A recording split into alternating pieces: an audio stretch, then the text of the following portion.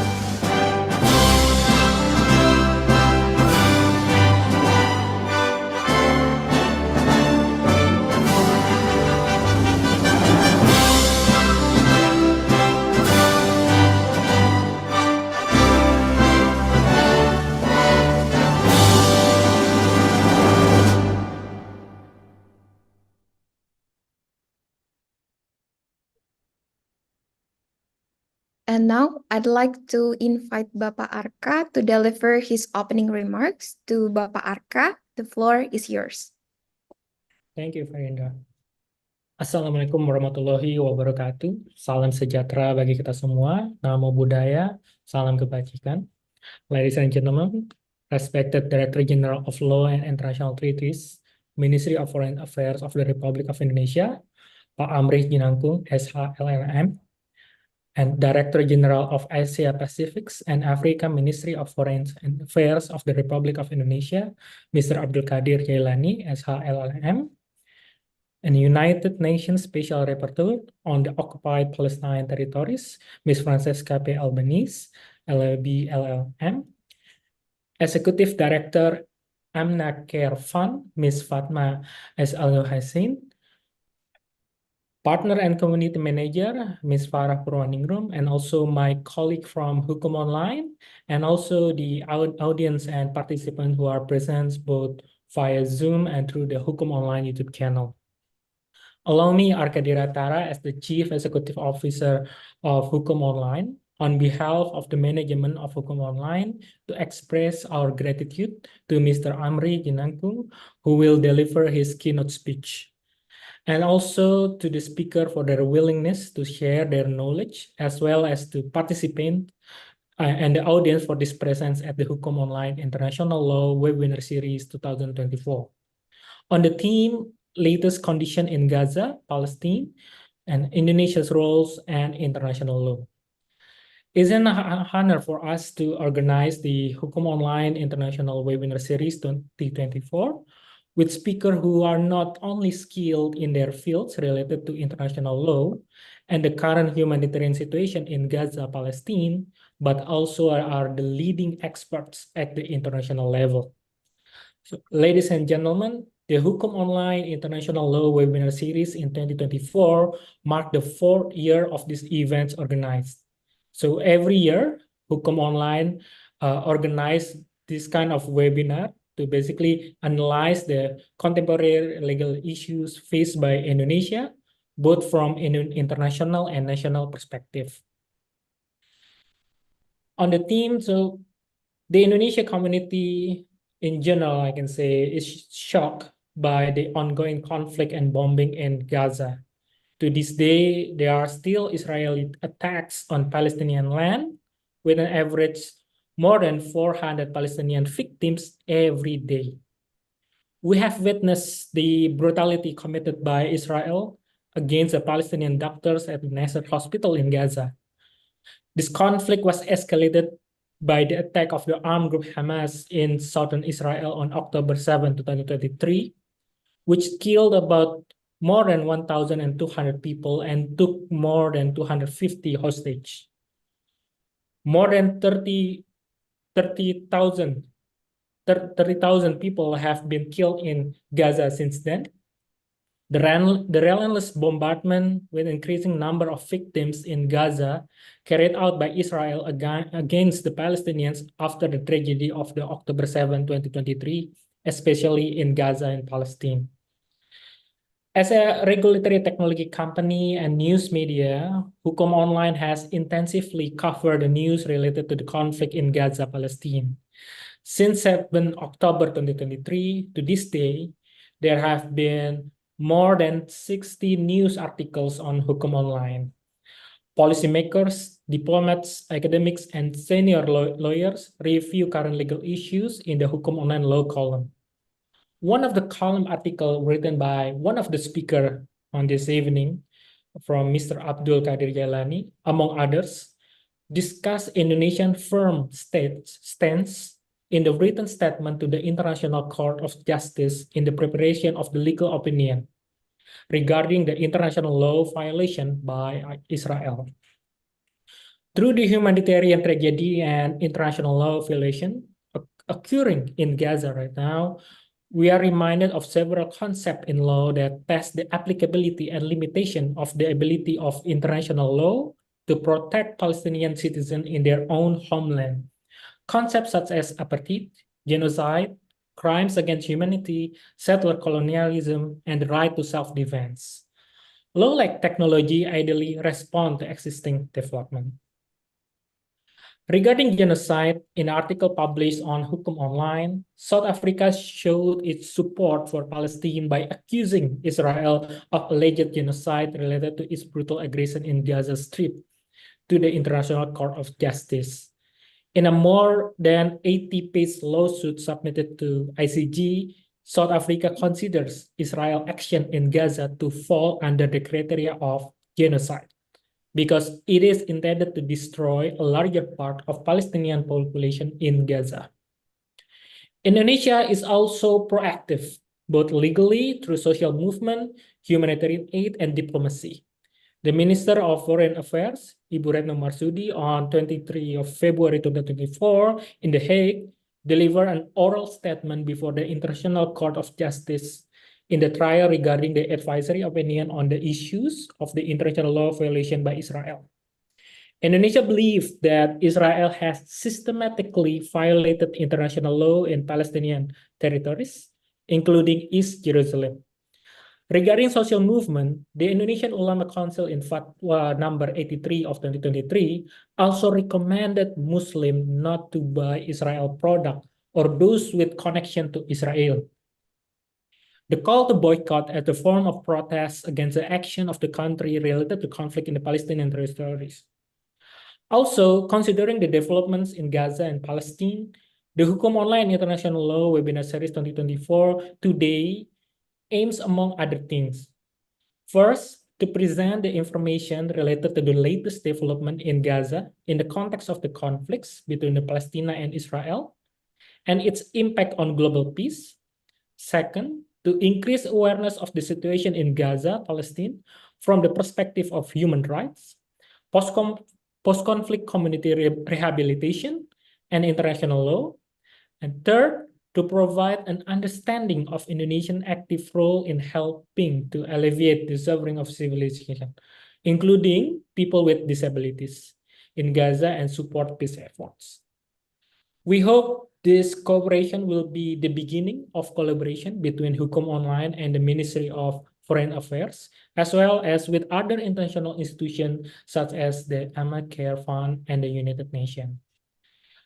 That's it for me. I hope all the audience enjoy the discussion and hope it become fruitful for your thoughts. Thank you. Assalamualaikum warahmatullahi wabarakatuh.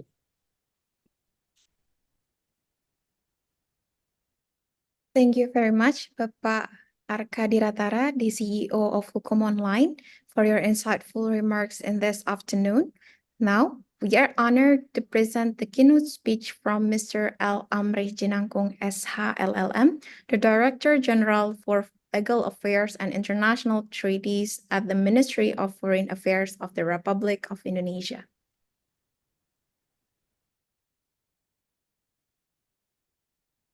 Selamat sore, good afternoon. Suara saya bisa terdengar? Jelas, Pak. Oke, selamat sore, good afternoon, Ibu dan Bapak semuanya. Kami mempersiapkan teks keynote speech dalam bahasa Indonesia.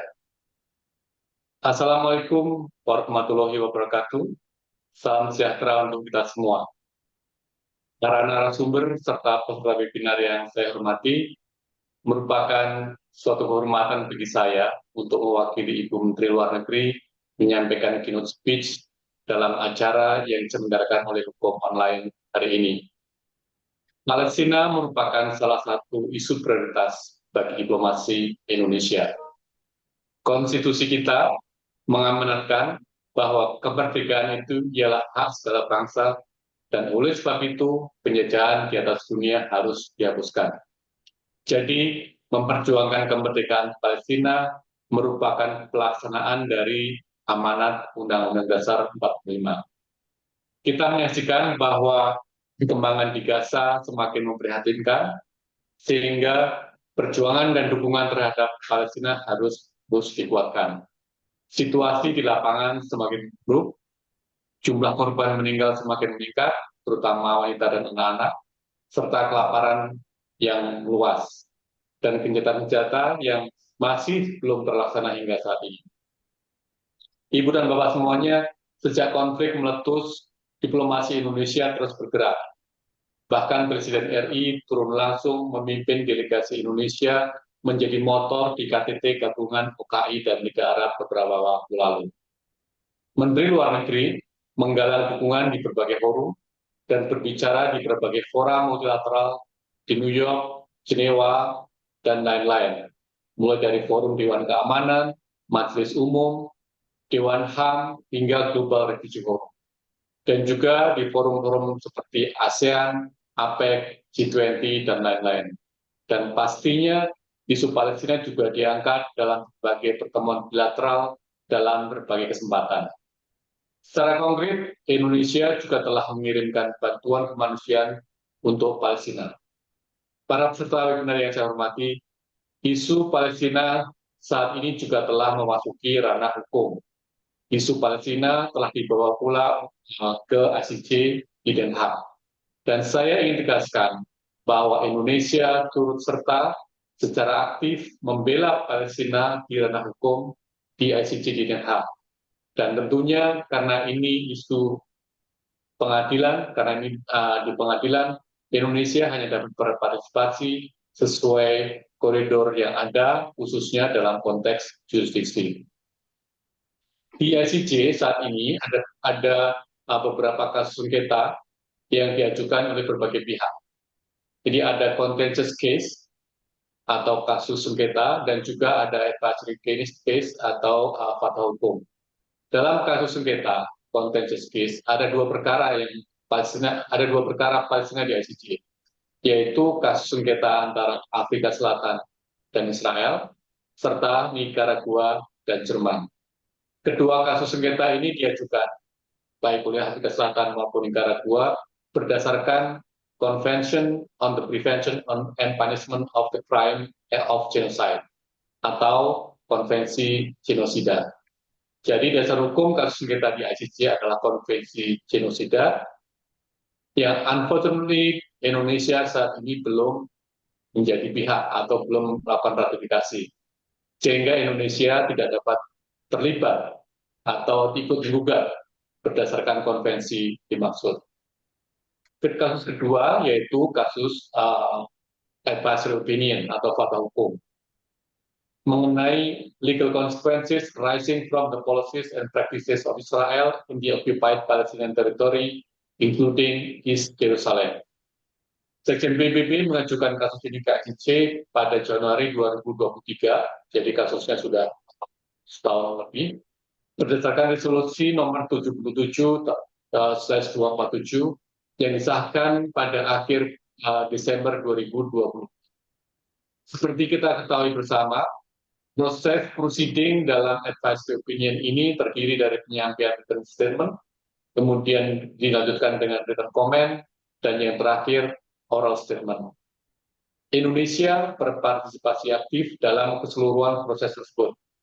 Written statement Indonesia telah disampaikan pada 25 Juli 2023 dan written comment pada 25 Oktober 2023.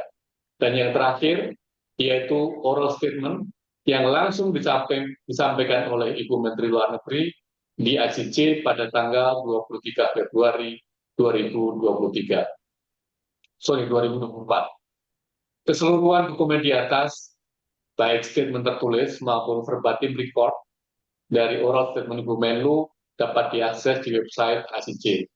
Dan sekarang, saat ini, kita sedang menunggu ICC memutuskan advisory opinion-nya, yang diperkirakan mungkin baru akan keluar pada semester kedua atau bahkan pada awal tahun depan. Hadirin yang saya hormati, pada kesempatan ini saya ingin menyampaikan pokok-pokok posisi Indonesia yang dengan tegas sudah disampaikan dalam written statement dan juga secara khusus dielaborasi oleh Ibu Menlu dalam oral statement-nya. Pada bagian pertama statement-nya, Menlu menyampaikan mengenai masalah jurisdiksi, kedua mengenai merit of the case, dan yang ketiga mengenai legal consequences. Pertama, mengenai jurisdiksi. Indonesia menegaskan bahwa ICC memiliki jurisdiksi untuk mengeluarkan fatwa hukum atau advisory opinion, dan tidak ada compelling reason bagi ICC atau compelling reasons yang menghalangi ICC mengeluarkan fatwa hukumnya. Dalam konteks jurisdiksi ini, poin penting yang ditegaskan oleh Menlu adalah sanggahan atau bantahan terhadap Israel dan para pendukungnya yang berpendapat bahwa advisory opinion ICC mengganggu proses politik atau proses perdamaian Israel dan Palestina. Indonesia menyatakan no, tidak ada proses perdamaian yang akan terganggu oleh advisory opinion ICC. Karena at the first place, saat ini tidak ada proses perdamaian. Proses perdamaian telah lama mengalami jalan buntu, justru karena dimatikan oleh Israel. Bahkan perjanjian yang sudah disepakati dinyatakan null and void, batal demi hukum oleh Israel. Jadi permintaan fatwa hukum juga tidak dimasukkan untuk memutuskan solusi akhir konflik Israel dan Palestina. Karena solusi komprehensif yang adil dan long-lasting hanya dapat dicapai melalui negosiasi langsung antara para pihak yang konflik. Fatwa hukum oleh Mahkamah Internasional atau ICC justru akan memberikan kontribusi positif terhadap proses perdamaian yang komprehensif dengan menghadirkan elemen tambahan, yaitu elemen hukum. Yang kedua, terkait merit of the case, pokok perkara. Indonesia menegaskan bahwa rakyat Palestina memiliki hak untuk menentukan nasib sendiri, dan hak dasar tersebut sudah diakui oleh hukum internasional, diakui oleh ICC, oleh Dewan Keamanan, oleh Majelis Umum, dan right to self-determination bangsa Palestina ini sudah merupakan kewajiban yang bersifat erga omnes. Artinya, semua negara mempunyai kewajiban hukum untuk menghormati dan berkontribusi untuk pemenuhan hak tersebut. Justru Israel yang telah menghalangi pelaksanaan hak tersebut dengan berbagai cara ilegal. Cara Israel menghalangi right to self-determination bangsa Palestina antara lain melalui pendudukan dengan kekuatan bersenjata atau use of force. Pendudukan ini tentunya tidak dapat dibenarkan oleh hukum internasional karena bertentangan dengan norma jus cogens, larangan agresi. Tidak ada perkecualian, tidak ada alasan yang dapat dibenarkan untuk melanggar jus cogens. alasan pembelaan diri yang disampaikan Israel pun tidak dapat diterima. Israel juga melakukan aneksasi secara ilegal atas wilayah pendudukan Palestina. Larangan aneksasi juga adalah prinsip absolut dalam hukum internasional. Prinsip yang berlaku untuk kondisi apapun dan tidak ada pengecualian apapun. Selanjutnya, pembangunan pemukiman ilegal di Israel juga melanggar hukum internasional, khususnya hukum humanitarian internasional.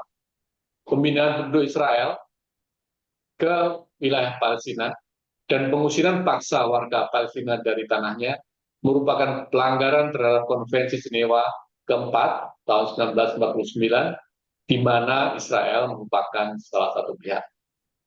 Selain itu, kebijakan Israel yang sangat diskriminatif terhadap warga Palestina adalah kebijakan yang apartheid, yang merupakan pelanggaran berat terhadap HAM, merupakan kejahatan berat terhadap kemanusiaan. In short, Israel telah melakukan berbagai pelanggaran hukum nasional untuk menghalangi rakyat Palestina melaksanakan right to self-determination. Yang ketiga, mengenai konsekuensi hukum. Konsekuensi atas tindakan ilegal Israel, baik bagi Israel sendiri ataupun bagi negara ketiga atau pihak ketiga. Indonesia menyatakan agar ICJ dalam fatwa hukumnya menegaskan konsekuensi hukum, antara lain penghormatan terhadap hak dasar bangsa Palestina, khususnya hak untuk menentukan nasib sendiri, harus dibolehkan. Pendudukan Israel atas Palestina secara keseluruhan adalah ilegal sejak permulaan, sehingga harus segera diakhiri. Israel harus menghentikan tanpa syarat dan tanpa negosiasi seluruh tindakan dan kebijakannya yang melanggar hukum di wilayah pendudukan Palestina. Pasukan Israel tepi barat dan jalur Gaza juga harus segera ditarik. Selain itu, Israel juga wajib memberikan reparasi, baik kepada negara Palestina maupun terhadap rakyat Palestina. Sementara untuk pihak ketiga, Indonesia menegaskan bahwa negara-negara lain, termasuk Indonesia, Badan PBB, dan negara-negara lain, wajib tidak mengakui situasi ilegal yang timbul dari pelanggaran hukum internasional oleh Israel. Dan semua bantuan kepada Israel, tentunya ini ditujukan kepada negara-negara pendukungnya, semua bantuan kepada Israel yang dapat berkontribusi bagi pelanggaran tersebut harus dihentikan. Para peserta webinar yang saya hormati, kita semua berharap bahwa perjuangan dan diplomasi Indonesia untuk mendukung kemerdekaan Palestina, termasuk melalui jalur hukum, akan membuahkan hasil. Dalam hal ini, kami berterima kasih atas dukungan semua pihak. Dukungan tersebut semakin menguatkan Kemlu dalam menjalankan mesin diplomasi dalam memperjuangkan amanat konstitusi. Bentuk dukungan nyata dapat dilihat dalam proses penyusunan statement ICJ di ICJ yang kemarin dibacakan oleh Keynote maupun Relentless. Kontribusi dan sumbangan pemikiran para pakar hukum internasional dan juga kontribusi dan pemikiran dari berbagai kelompok civil society di Indonesia sangat kami hargai. Secara khusus kami sampaikan apresiasi kepada para pakar, kepada kelompok civil society dan semua pihak yang telah membantu Kemlu dengan sumbangan pemikirannya menyusun statement di depan ICJ. Dan sebagai informasi, saat ini di ICJ juga sedang berlangsung dua proceeding terkait advisory opinion, di mana Kemlu, di mana Indonesia memutuskan akan berpartisipasi, yaitu advisory yang pertama, advisory opinion mengenai climate change yang diminta oleh Majelis Hukum, Majelis PBB, dan yang kedua advisory opinion mengenai right to strike yang diminta oleh ILO. Tentunya Kemlu, khususnya di HPI, akan berterima kasih apabila ada dukungan para ahli hukum yang hadir dalam forum ini untuk membangun statement Indonesia di depan ICJ nanti.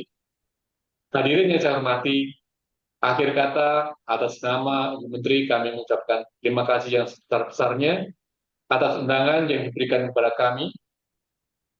Dan selama berdiskusi, saya percaya, saya yakin melalui kegiatan seperti ini, Indonesia dapat meningkatkan peran internasionalnya, khususnya melalui jalur hukum internasional.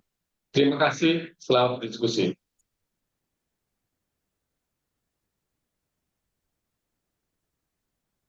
Thank you very much for the keynote speech, Mr. L. Amrich Jinangkung, SHLLM.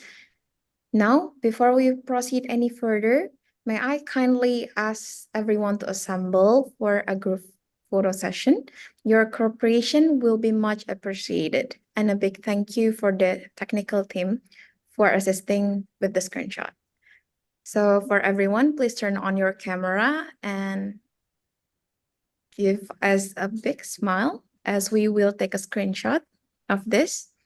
So, okay, please get ready. Turn on your camera.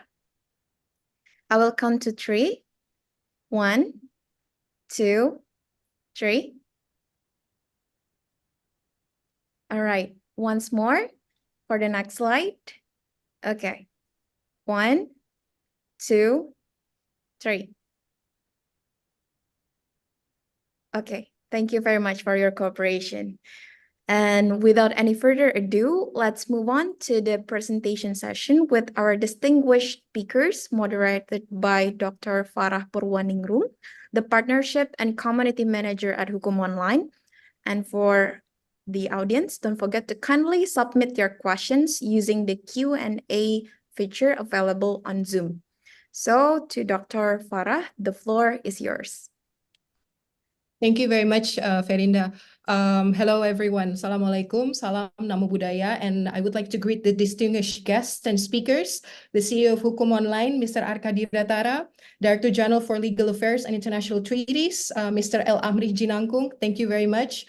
Director General for Asia Pacific and African Affairs, Mr. Abdul Qadir Jailani, UN Special Rapporteur on the Occupied Palestinian Territories, Ms. Francesca P. Albanese, Executive Director of Amna Care Fund, Ms. Fatma, who are all of them are here with us. Also to colleagues in Hukum Online, ladies and gentlemen, and participants of today's webinar.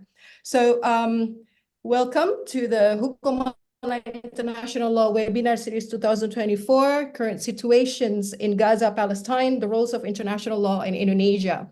So in the beginning, we've heard the submission made by the Indonesian government to the advisory opinion of the ICJ. And we also, it has been also underlined what is actually unfolding right now in Gaza. I would like to move to our first speaker here, Ms. Francesca P. Albanese. May I read a little bit about your biography, Francesca? Before I proceed, Francesca Albanese was appointed as Special Rapporteur on the situation of human rights in the Palestinian territories occupied since 1967 by the Human Rights Council at its 49th session in March 2022 and has taken up her function as of 1st of May 2022. She is a lawyer by training, specialized in human rights.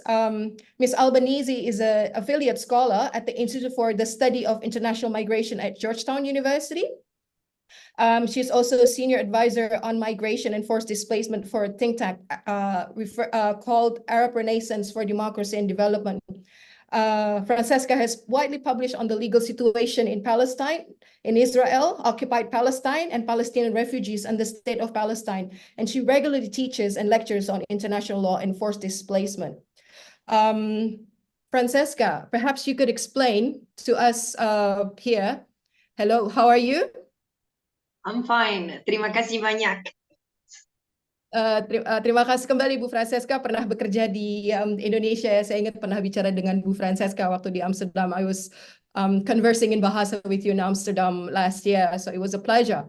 Ms. Francesca, perhaps you could explain the violations of international law in Gaza, Palestine, what is unfolding at the moment, and the role of the UN Security Council and the United Nations General Assembly in this regard to stop the violation of international law norms. Absolutely. Thank you very much. Yes. I don't want to spend too much time thanking all of you, but one particular word of gratitude to Hukumonline International for organizing this webinar, because it's a very precious opportunity for me also to reconnect with the wonderful Indonesian people. And it was a pleasure to meet you in particular in Amsterdam. So the situation in Gaza, as it was said before my intervention, is extremely serious. It's of an unprecedented violence and lethal violence and loss of human life and destruction. Because, let me repeat, it is never enough, and especially at the time like the holy month of Ramadan. It's incredible to imagine that 2.2 million people in Gaza, the survivors of the last 6 months, have to face what Israel and Israel's last assault has imposed on them. Over 30,000 people have been killed. And bear in mind, since the very beginning, steadily, 70% of the victims, of the reported victims, meaning those who have been killed, have been children and women. Today, the count of the children killed is 13,000, which is the highest number of children killed, and it's the highest number, it's a higher number than the children killed in conflict worldwide in the past 4 years. It's shocking. And also 70% of Gaza has been destroyed, 70% of the civilian infrastructure.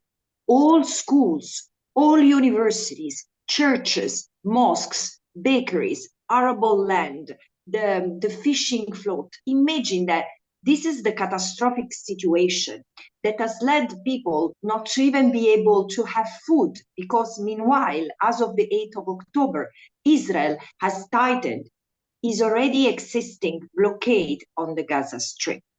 And meaning Gaza was already on the verge of a humanitarian crisis before the 7th of October. And then as of the 8th of October, no food, no water, no medical supplies, no fuel, no electricity. And what has happened is that Israel has used thousands of bombs, including 200-pound bombs that create a crater as large as 1 or 2 football soccer fields. And of course, this has destroyed entire residential neighborhoods, houses, buildings. So why this violence? There is no way to deny or condone the crimes that Palestinian armed groups have committed against Israelis, because even resistance has roots, and killing civilians and taking civilian hostages is against international law. At the same time, what Israel has done is absolutely against every rule of international law, including international humanitarian law. So from a legal point of view, to go to your more directly into your question, there are a number of experts, including myself, who have warned against the risk of genocide, and then argued that there is a genocide unfolding in Gaza, because what constitutes genocide is the intention to destroy a people in whole or in part through various acts, such as killing, the infliction of living conditions that would make life impossible and that would lead to the destruction of the group, or the infliction of severe bodily or mental harm. And this is what Israel has done. And this has been supported by genocidal statements since the very beginning. All of these has been captured by the International Court of Justice on the 26th of January, so after 2 weeks of examination, and without getting into the merit of the South African demand. I always say, God bless South Africa. There is the court has established the plausibility, has recognized the plausibility that Israel's actions amount to the crime of genocide. So I do not want to divert the attention from other crimes that have steadily been committed against the Palestinians, even before the 7th of October, like war crimes, consider settlement. The establishment of settlements in occupied territory is a war crime per se, and has never been stopped and has never been sanctioned by the international community other than through words of condemnation. There has never been sanctions, there have never been divestment or diplomatic retaliation against Israeli policies vis-a-vis the Palestinians. But now we are beyond the commission of war crimes. Like, we can take the individual actions, like, for example, intentional starvation or mass killing of civilians, like violating the rules of proportionality, distinction in military action. And these are war crimes. But the overall military operation, in my view, amount to a genocidal enterprise. I see. It's interesting, your remark. So there is actually genocide and war crimes in Gaza, Palestine. I would like to refer to one of your statements in an interview that you wrote in your report to the UN Security Council, that there is much evidence of Israel's intention to kill Palestinians and destroy their habitat. Why has there been no effective sanctions from the UN in this regard, Francesca? Why are great powers in play in this instant? I know you studied in SOAS, and I know SOAS has third world approaches of international law. But why are there no sanctions in this regard? Yeah, it's very much about a balance of power within the United Nations. I wouldn't say that international law reflects the bias of the world when the international legal system, the international system that we live in is biased. Because I think international law, if properly applied, would have prevented this tragedy foretold that we see in Gaza. At the same time, the system and the balance of power I was referring to still reflects a mentality and an order that is pre-end of the Second World War and reflects a colonial attitude we shall never forget. We shall never forget.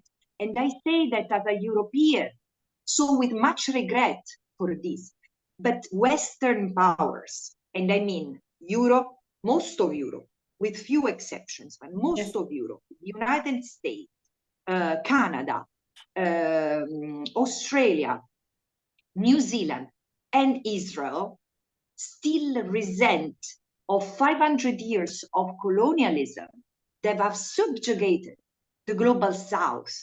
And this is why today we see people everywhere, both in the North, but especially in the global South, taking the streets for justice in Palestine, because Palestine epitomizes the lack of resolve of that reality. There is still a settler colonial endeavor. And the reason why these states, particularly the United States, do not take effective measures against Israel is because there is an affiliation of interest. There is a recognition of proximity that is typical of colonialism. So it's a Western affiliation, but it is so incompatible with the world we have today. And so this is why I think it's also important that countries from the global South, no matter their level of development, but do what South Africa has done, take the lead to settle the account with the past and end the impunity and end the double standards. Yes, thank you. Now, going back to settler colonialism, what form of settler colonialism is manifesting in Palestine at the moment? And in light of that, is a two-state solution possible moving forward, Francesca, from your observation as a special rapporteur? Yes, I would like to clarify one thing before answering the question on settler colonialism. Sometimes people ask me, but what framework shall we use? Settler colonialism, apartheid, international humanitarian law? And I take a step back and say, look, historically, colonialism is the taking of land and resources from indigenous people. Settler colonialism adds an extra element, is taking the land and resources from the indigenous people, adding the settlers' presence. So the settlers are there to stay in the metropolis mentality. So this is incompatible with the principle of self-determination, with the right of self-determination of indigenous people. And I know that Indonesians are very familiar with it because they have been also experiencing the painful, the pain of being under colonial yoke, as most people in the global south. So because this is incompatible with the right of self-determination, during the 60s and the 70s, the General Assembly, which was increasingly more democratic than the order, I mean, just the Western countries and a few others who emerged from the Second World War, have banned colonialism, have said colonialism is illegal, colonialism is a type of aggression. But also settler colonialism was at such an advanced stage in the 70s. Think of the United States. The indigenous people, the Native Americans, had already been either killed or marginalized or put in reserves, similar to what had happened in Australia and in Canada.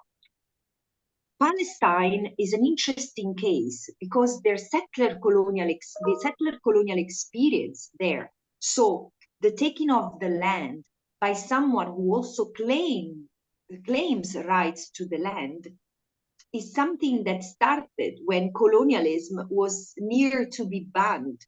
But at the same time, this is the reality. I don't mean to say that the Jewish people don't have historical attachment and ties to the land of Palestine, but this doesn't give them title to expropriate the land, to take the land and its resources. It didn't give them that title in 1947, 1949. All the more, it doesn't give them that title today in what remains of historical Palestine, because there was a consensus among Western countries that primarily Western countries, that the only way to put an end to the plight of the Jews who had been discriminated and persecuted for centuries in Europe, which culminated with the Holocaust, the only way to compensate them was to give them a state.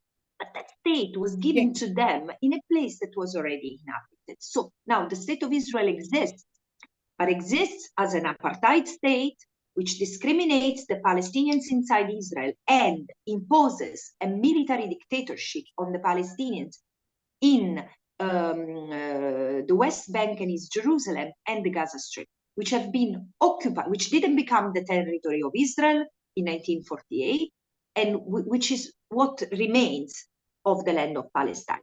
So settler colonialism manifests in a military occupation, which is there to secure the colonies that Israel has established in the West Bank and East Jerusalem, which segregates the people, because the West Bank and East Jerusalem and the Gaza Strip do not communicate between each other. Everything is fragmented. And then, of course, there is the repression and suppression of freedoms, freedom of assembly. Every exercise of fundamental freedom and right is repressed. And this is documented through my reports, one on self-determination, one on arbitrary deprivation of liberty, and one on children. If one reads carefully my reports, particularly the one on children that I presented to the General Assembly in October last year, one understands that the seeds for what we are seeing in Gaza is already there. On the two-state solution, I would say, the two-state solution has been proposed in 1947 and it didn't work. It has been accepted by the Palestinians in the 90s and still didn't work. It could have worked. Today, I don't know if it's still feasible, but one thing I would like you to think about, the Palestinians are a people who are fragmented and segregated. There are those living in Israel, those living in the West Bank, those living in East Jerusalem, those living in the Gaza Strip, those living as refugees. Some of them have acquired a nationality, but they remain refugees of a homeland that was one day and exists no more. But so that they need to live as a people. So I'm not even sure that the two-state solution accommodate that. And this is why there has been an increasing demand, including among Palestinians, particularly Palestinians of a young generation, for one democratic state where Israelis and Palestinians can live together. I don't have a personal opinion. I think that people on the ground should decide what's the state that they need and they want. I see. It's interesting you mentioned about anti-Semitic. You mentioned, I think you wrote on X platform that the victims of October 7th were not killed because of their Jewish faith, but in response to Israeli oppression, and oppression is prevalent in settler colonialism. And the French Foreign Ministry condemned your comment. And then Israel decided to declare you persona non grata, banned from entering the country. What's your reflection on this, Francesca? For us in the global South, to not be afraid and to voice in voicing what justice should be. But how do you respond to this, Francesca? Because it's quite a furor on X platform. Yeah, it's been a roar, and I knew that it would come, but I was tired of listening this affirmation that is very common in Europe and in Western countries, that the 7th of October was the largest, was the most severe anti-Semitic attack because it was an attack on the Jews. Well, Israel cannot have the cake and also eat it, in the sense it has created a state for the Jews. It wants to have a state of the Jews. And it happens that that state operates as an apartheid state. The reaction, the opposition of the resistance of the Palestinians to the state of Israel, and this is historically documented, has never been triggered by anti-Semitism, meaning hostility against the Jews, because this is what anti-Semitism is. And it still exists and is still applied. So I don't underestimate and I don't downplay how anti-Semitism can still affect the Jewish people.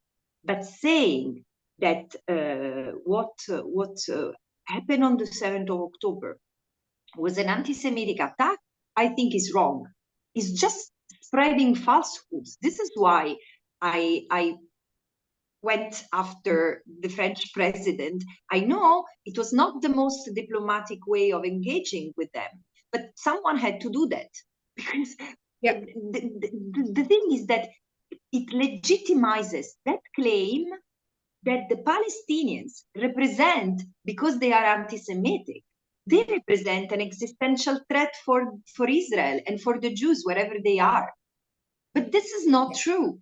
And this is why I pushed back. Now, the fact that Israel declared me persona non grata, frankly, it has just officialized a policy that has been there for 16 years, because for 16 years, special rapporteurs on the occupied Palestinian territory, including myself, have not been allowed to visit the occupied Palestinian territory. So they took the opportunity to explain their hostility to this mandate, which I don't take personally, but it has nothing to do with what I've said on that occasion or before.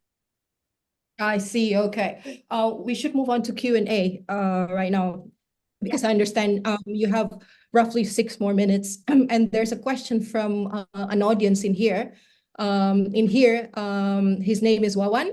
As the UN rapporteur on the occupied Palestinian territories, do you see any irregularities or procedural errors in handling the war? And is the UN insensitive to this, especially since it is no secret that it is in fact genocide? This is genocide. And why do Western countries support Israel more? What is your response to this, Francesca? There are different reasons. First, and I've tried to tackle all of them. Self-defense, I don't know if you in Indonesia realize the kind of language that is used to describe what Hamas has done or other because we don't even know who did what. There should be an investigation because on that day there was Hamas launching the operation, and then because of the limited reaction, the limited response, there were others who floated into Gaza, into Israel, and there is no question that crimes were committed, because civilians were killed. At least nearly 700 of the 1,200 Israelis and foreign nationals were civilians. And also there were over 240 hostages taken. Most of them were civilians, including babies. Guys, these are crimes, no question about that. At the same time, the language that has been used to describe these acts, barbaric, horrific, savage, and there have been many fabrications circulated, like the beheading of babies, brutal acts that have not necessarily been proven. I'm not saying they were not committed, like mass rapes. We don't know, but so far there is no evidence. How come there is not one woman coming out and saying, yes, I suffered? I understand how difficult it is for women, but we have had Palestinian women telling special rapporteurs that they had been either raped or sexually assaulted. So I understand it's sensitive, but is it possible that in 5 months, no one comes out to say that? And again, all my solidarity and my support to Israeli civilians and Israeli women in particular, because rape happens in conflict situations. So I don't doubt about that. I just say there is no evidence that allows to establish. So, but the language has been very much pointing to how savage the Palestinians are. This has created the perception that, oh my God, the Israelis are facing something unprecedented, and the war was started by Hamas. No, there was an illegal occupation which was brutalizing the Palestinians and suffocating the Palestinians, as also the Secretary General recognized. The 7th of October didn't happen in a vacuum. And at the same time, so the first element has been self-defense. Israel acted in self-defense. And since the very beginning, I've said, no, Israel has the right to protect itself and its territory. But self-defense under the UN Charter means the right to wage a war, which Israel cannot do against the population it maintains under occupation. This is the second element. Gaza is often portrayed as a separate entity, not connected to the rest. Gaza is still occupied under international law, and therefore the reasoning I was making regarding self-defense still applies. The third thing is that everyone has said Israel needs to respect international law, but no one has taken measures other than South Africa and states, including Indonesia, recurring to the ICJ, and some states to the International Criminal Court. No one has taken steps to stop this assault, which violates every principle of international humanitarian law. So what should be done now? Sanctions and arms embargo, first and foremost, and a ceasefire should be in place. This, unless and until member states do not actively work for these two immediate goals, including with the entry of humanitarian aid that so far Israel has obstructed, it will be difficult to see any serious commitment to international law. Thank you, Francesca. Would you please provide a concluding statement in which you can give a recommendation related to conflict that is ongoing right now in Gaza, Palestine? I understand you have limitation of time. So perhaps Yeah, no, a concluding yes, my concluding remark is to, I mean, it's weird to talk to people who are fully sensitized, because you know already the Indonesian people, and I saw that when I was in Indonesia myself, I know that the Indonesian people are very close to the Palestinian people. More is needed at the political level. So Indonesia is one of the best placed countries to lead the discussion regarding sanctions. And it is important to recognize that there is a block against the sanctions. And so the countries who are against this needs to be faced. And I think it's easier if they are faced by a united set of states like Indonesia, Malaysia, other countries in Africa, countries in the global south.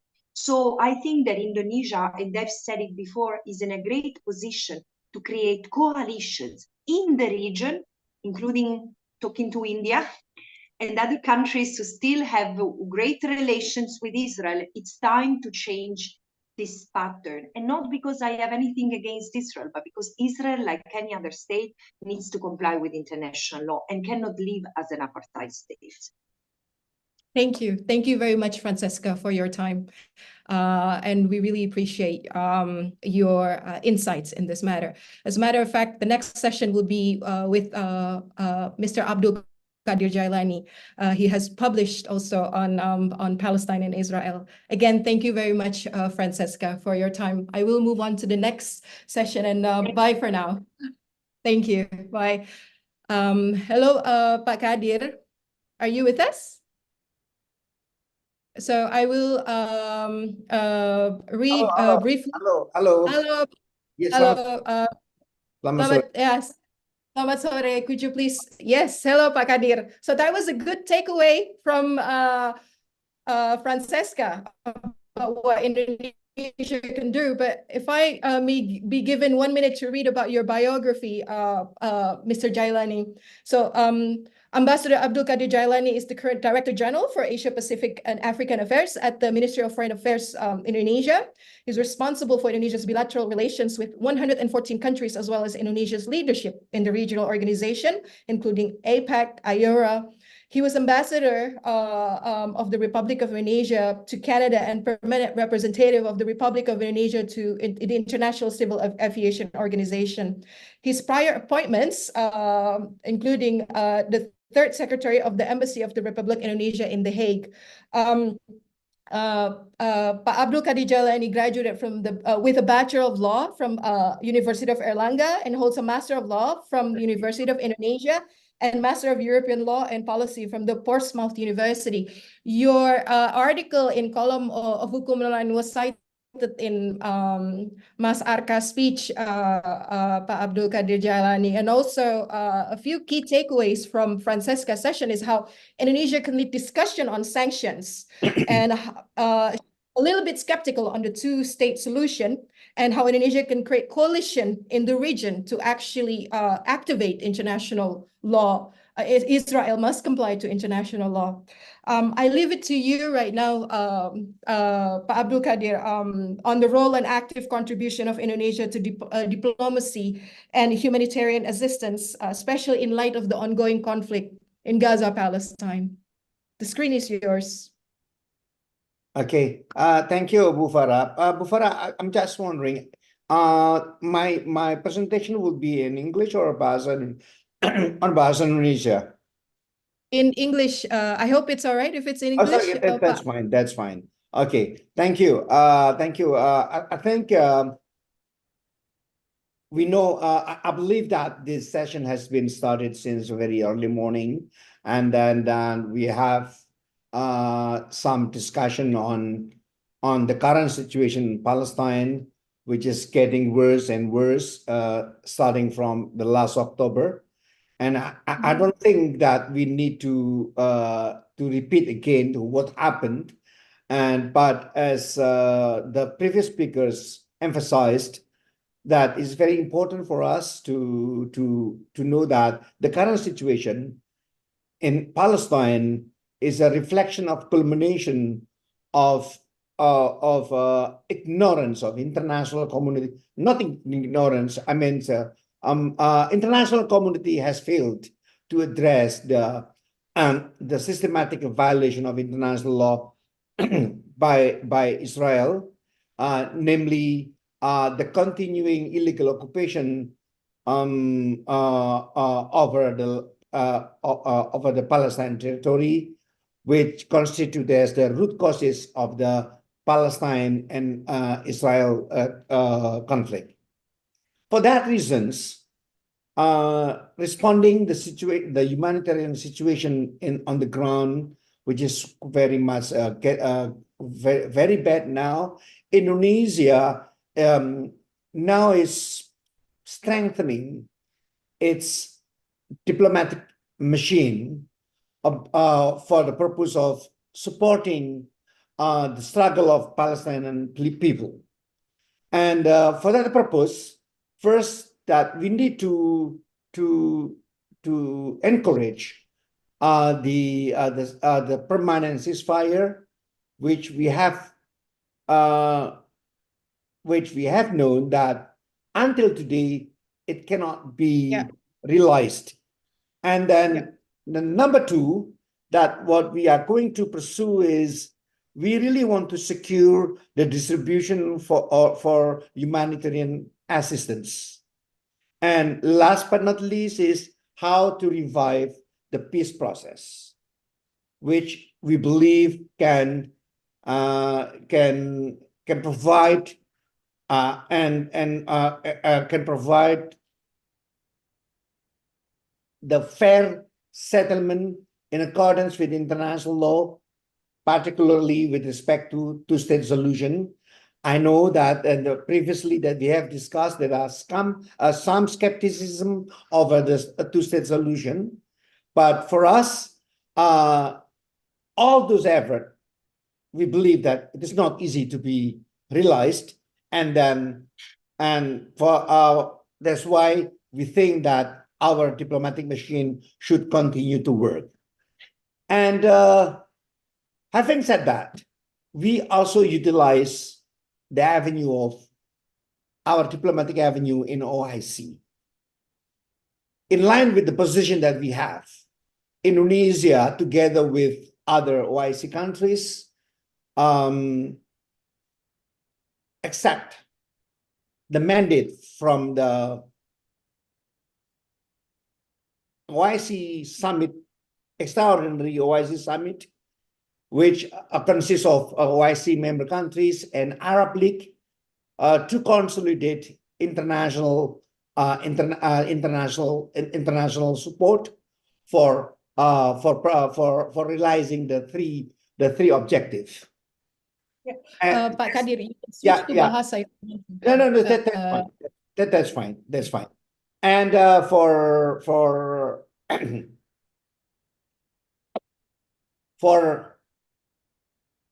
hello? Yes, we're here. Okay. For hello? Yes, Pak Kadir, we are here, Pak Abdul Qadir Jailani. We can hear you. Okay. All good. Okay, Please proceed. it's good. Yeah. Okay. This approach is very much important. We know that Security Council, as one of the principal organs of the United Nations, who is responsible and mandated to maintain international peace and security, fail to adopt a concrete measures in addressing this situation. And we know that Security Council cannot take any decision on how the ceasefire should be done. And number two, even to agree on how humanitarian assistance can be delivered, it is also difficult. And not to mention about the situation I mean, not to mention about the challenge to revive again the two-state solution. Until today, this effort still continued, even still difficult. It's not easy. And Indonesia, together with many other wise countries, will never stop to pursue this objective. Let me now to focus on the issue of humanitarian assistance. In order to realize the ceasefire and to revive peace process, the humanitarian assistance should be come with ceasefire, and it should be in line together in order to help the Gazan people to survive. And the support and the humanitarian solidarity for by international community should continue. And in line with this, Indonesia continue with supporting various efforts at the international level in many fronts to distribute humanitarian assistance to Gaza. Indonesia has supported, and we have already delivered actually the humanitarian assistance delivery, and we together we coordinate with Palang Merah Indonesia, with Basnas, and also dengan with various NGOs in Indonesia, which is distributed through Egyptian or Red Cross and UNRWA through Rafah. And not only that, Indonesian military also deployed its vessel, the hospital vessel, to Egypt, and all these efforts come to still going on, and through diplomatic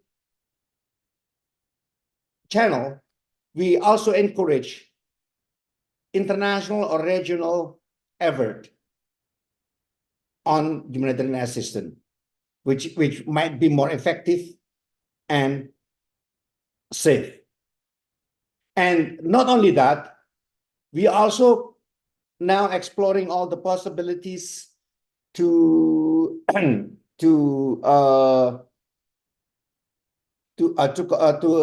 consolidate international cooperation with countries in the region, in particular Jordan, in delivering the assistance. All this humanitarian assistance is also facing huge challenges, namely the access difficulty. All the international humanitarian assistance cannot easily, if I'm not saying it's almost impossible, to enter the Gaza due to the Israeli blockade, which also closed the border of Gaza. This is from the humanitarian assistance. And the next point that I would like to highlight is about the legal process.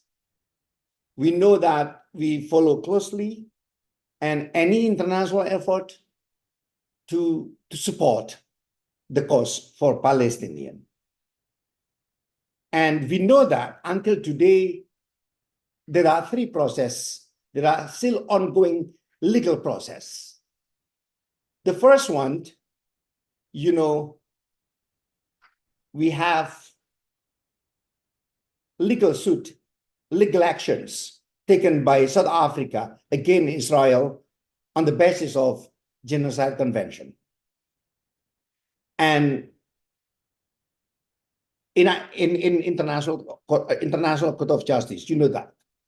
And technically, from the legal perspective, this case can only be done by South Africa, because South Africa is a state party to the convention to the genocide, and Israel is also the same.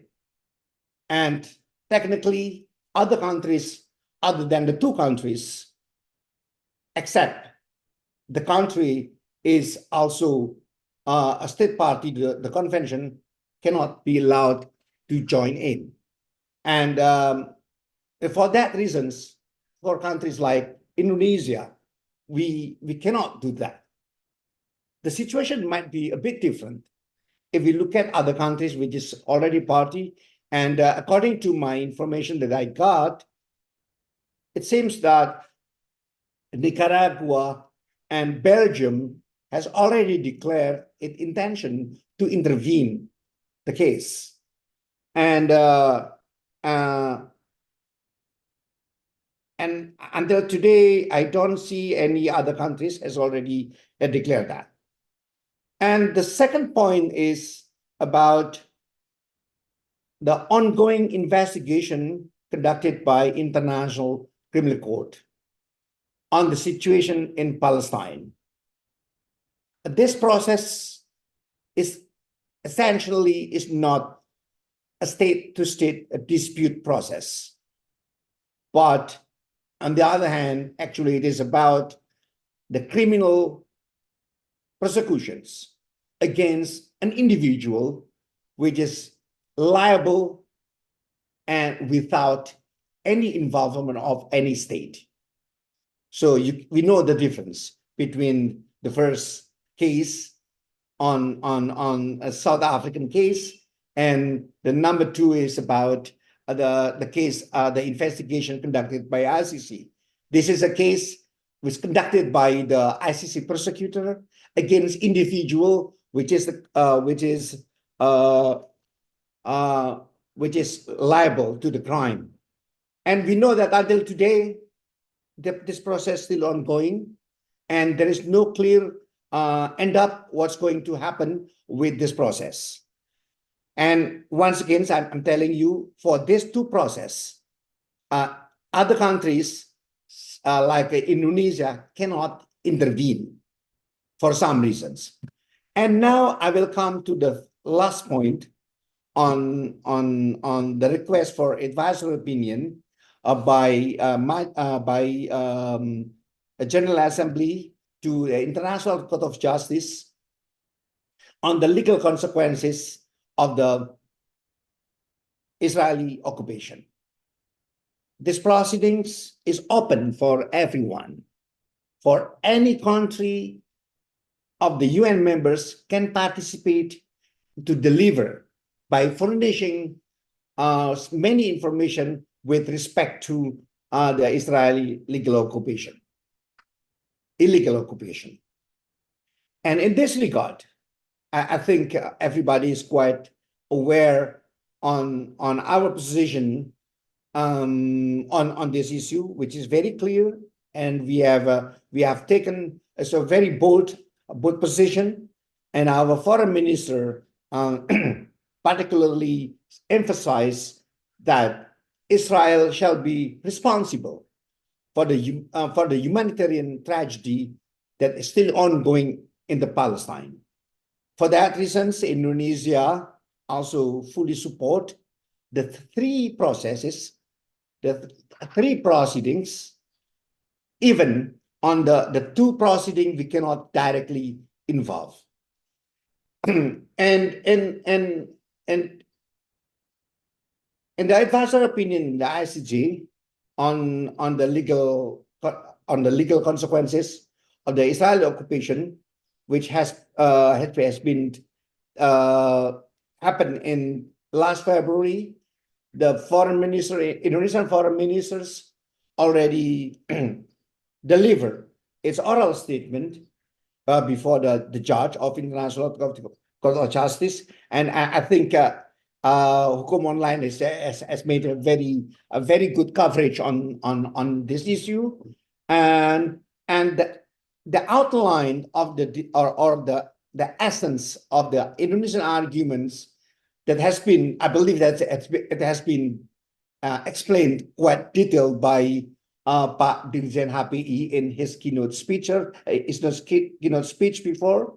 And for that reason, I don't really want to repeat again, but I wish to focus on some measures, some steps that can be taken in the future.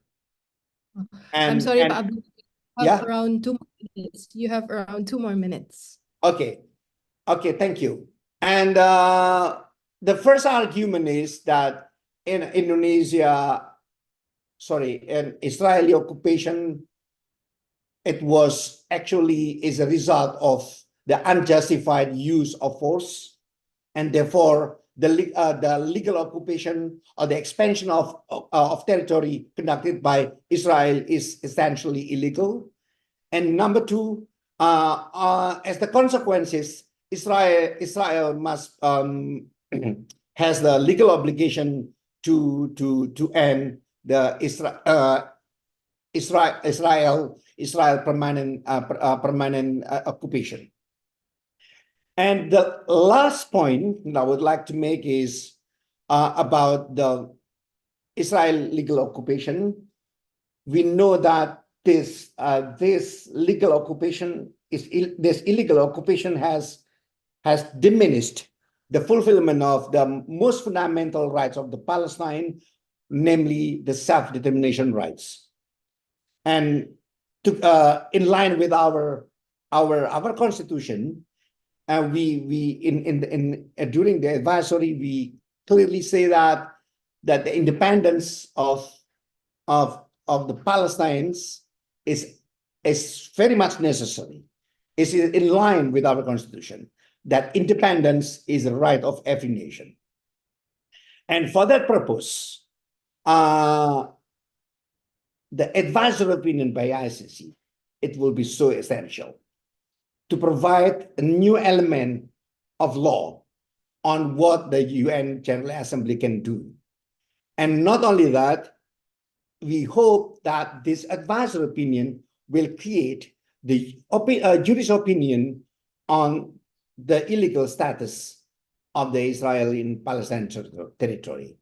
For Indonesia to pursue justice for the Palestinian, and it's very important. This process, it will give answer what happened in what international community has felt so far.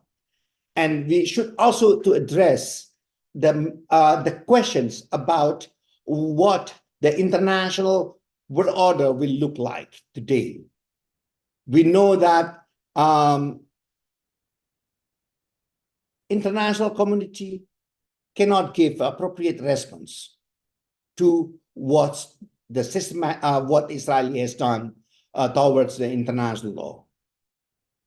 For Indonesia, we must be consistent that we should always to follow our constitution, and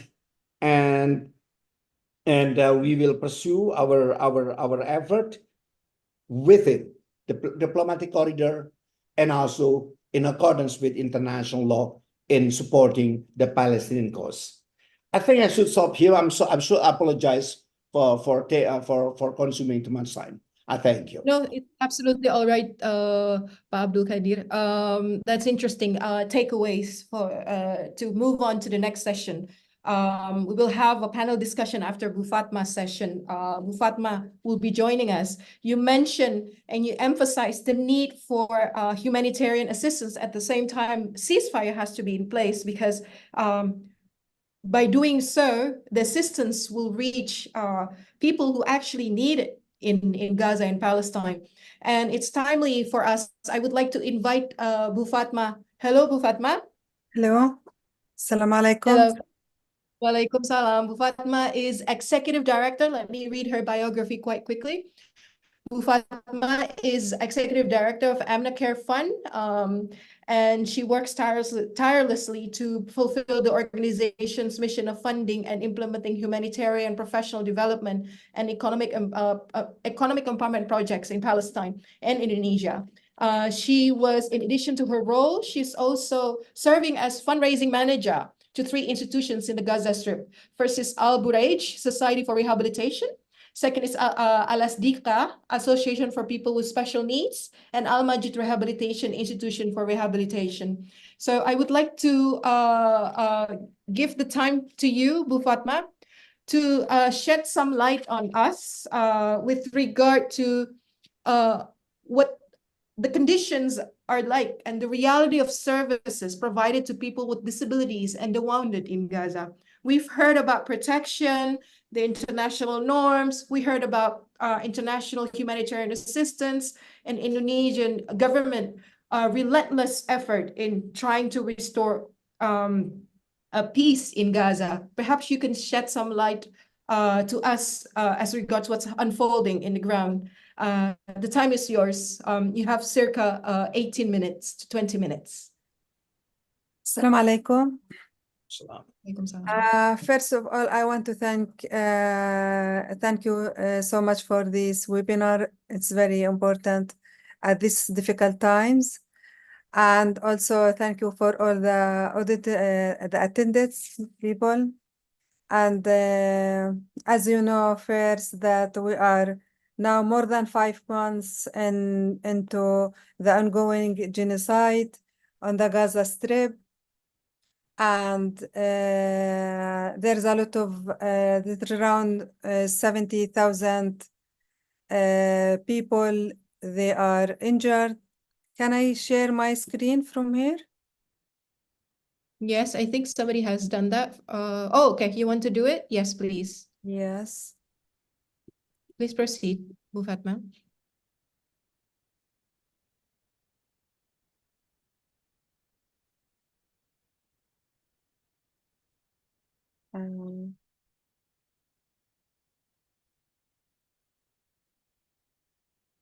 Can you do it, or we can actually share it?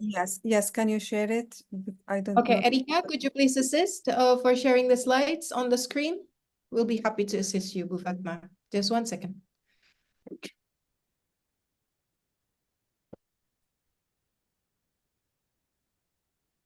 Okay, it's there. Please carry on, Bu Fatma. Yes, so you know, now I will shadow on the current situation in Gaza and the living condition of people with disability. And as you know that in Gaza before this genocide, there's around 46,000 they are people with disability, the result of the first and the second intifada and the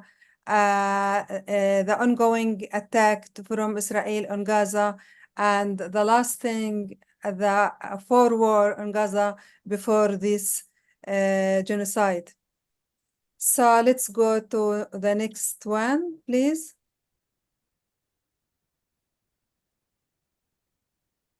And as you know, since the day one on Gaza, the Israeli start to kill the civilians of Gaza, and now it's more than 32,000 people were killed. More 72 of them they were from women and children. And around 70,000 people, they are injured now in Gaza, and they are lived in the very bad situation. When we talk about the also the hospitals, there's most of the hospitals they destroy in Gaza, and the few of hospitals they are outside of the service. Because of the lack of fuel, the lack of medical teams, the lack of medicine in these hospitals. Now, as you know, that there's more than 1 million 2 point people, they are left their houses from the north of Gaza to the south of Gaza. And all these people, they are lives under tents, they live at the shelter, the schools, in a very bad situation. So, at the as well as also the hospitals now, they can't receive more people because of the huge number they receive daily. So it's so difficult for the hospital to keep this patient. So for this reason, they discharge the patient before their recovery, which cause a lot of problems for them, especially all the injured people. Some of them, they are very bad wound and burn, and some of them, they are face from also starvation and a lot of things. So the result of they leave them and they discharge them before their recovery, they return to their tents and the wound became infection. So now there's around more than 12,000 of injured people. They are need for travel to take treatment. At the same time, there's allowed just for 40 injured people, they allow them to go outside of Gaza to take treatment. So you can compare 40 person go daily from outside to get treatment, compare with 72,000 people. So most of the injured people, they stay at their tents without receiving any medical assistance, without receiving medicine, without receiving wound dressing, anything. The result of this very infection for their wound, and then they are around now 10,000 of them, they are amputated their limbs. So they lose their legs and they lose their hands. And even after they became new disabilities, and they haven't even anything to eat, they haven't assistive devices like wheelchair, crutches, and no one now give attention for their needs, because all the attention now, it's focused just on food and in medicine. But regards to the people with disability and their physical health and psychological, it's no one even take care about this issue. And we now talking about more than 70,000 people with disability now in Gaza. Do you know there's 10 amputation cases in Gaza daily? Since one day from this of the war in Gaza, 10 person amputation daily in Gaza because of the lack of medical supplies, because of the lack of service. Even the nursing, they didn't take even the nursing services there.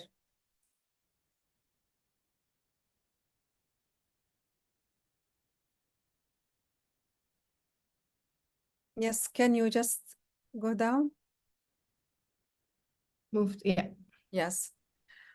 And when I want to talk about another kinds of patient, people with a cancer, now there is more than 10,000 people of a cancer. They need chemical treatment, and it's even before the war in Gaza, they can't take this treatment in Gaza. So they're supposed to go outside of Gaza to take this medicine. So all the patient with cancer now in Gaza, they're facing the death also. Another thing, the deaf people. You can't imagine the deaf people. They are not aware about what's happening around them. So they go to the dangerous places and they go to the dangerous when they attack there, because they can't hear the voice of bombing.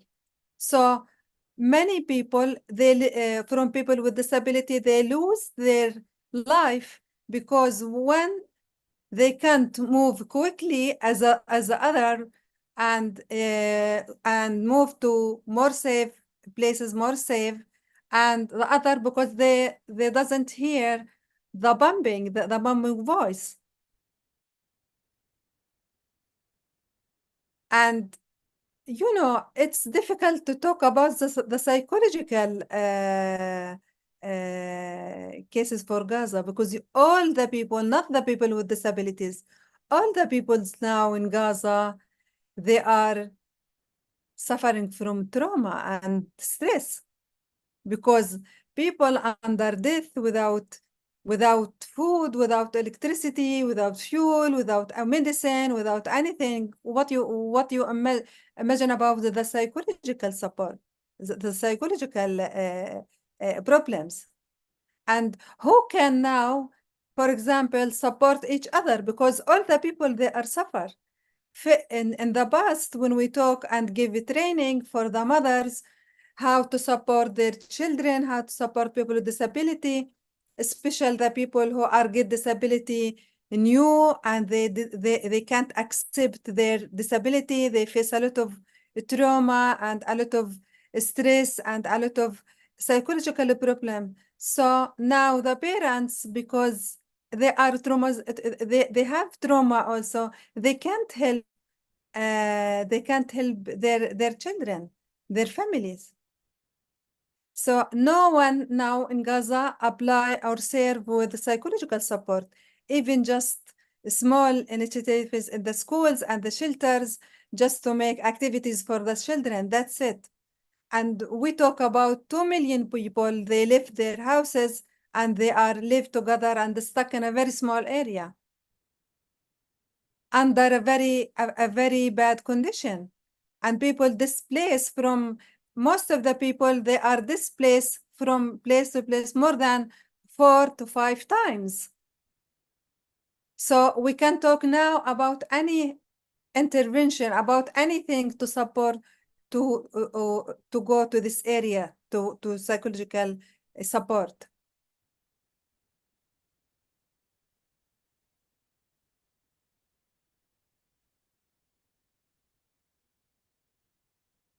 And for the rules, and as you see, most of the people, the amputation people, they are from children, and you can't imagine how these children will face the life without their limbs. Maybe when we talk about starvation, and when the food come, people can eat, and it's, you know, it's solved. But what about people who are now get disabled and they lose their limbs? How they will face the life, even if it's children and women? And so it's a very large number of women that they are lose their limbs and they amputated their limbs. These people now, it's right, the priorities, it's the top priorities for food, because people, they are started to die from starvation, but people with disability, they need for medical support. They need for especially the new disability, they need for physiotherapy. This is very important. Any case for amputation, a new amputation, has to receive at least 6 months of physiotherapies to be suitable and for the next rehabilitation for archivals. So now all these people, they are without any kind of this service. They are at their tents, they can't reach the hospitals, and if they reach the hospitals, there's no capacity for the hospitals to serve them and or to provide them. Even the clinic under the UNRWA, they haven't the knowledge how to deal with these kinds of wound, with these kinds of cases. And even most of the clinic is closed because because there's some area closed, like Gaza City and North Gaza. No one can, until now, no one can reach them there. Even all the clinics is closed. So now, regards to the rehabilitation service, there is no rehabilitation service in Gaza, because they didn't consider, and we talk about more than 60,000 people disabled in Gaza now, and there is no even most of the organization who serve the provide with rehabilitation service, they are closed now, or displaced, and other and even for the government also, it's the same thing. Until now, all these people, they are suffering from a lack of service. No one until now take care about people with disability in Gaza. Just we receive the number of disability increase every day, and the situation became worse, and some of them actually died because when the wounds became more infection, that something happened in the blood, so they will die. Until now, even for international organization also, they stop to support like service in Gaza. All the efforts goes to food and relief now, but they didn't consider as well as the assistive devices and the medical supplies. It's also kind of relief for people who are in need, and they lived in a very bad situation under the tents in the cold, without food, without anything.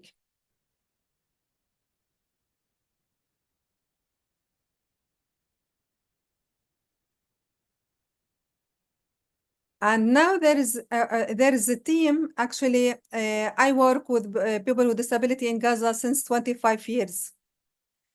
And we are trained so well, a very huge number of people of physician, nursing, physiotherapists, psychological, how to provide service for people with disability in Gaza. And now all these people, all these teams, they are under tents, they are without work because there is no, most of the organization is closed. For this reason, we started Amna Care Fund, and this organization here in Indonesia, and it's running by Indonesian people. So this organization, we work like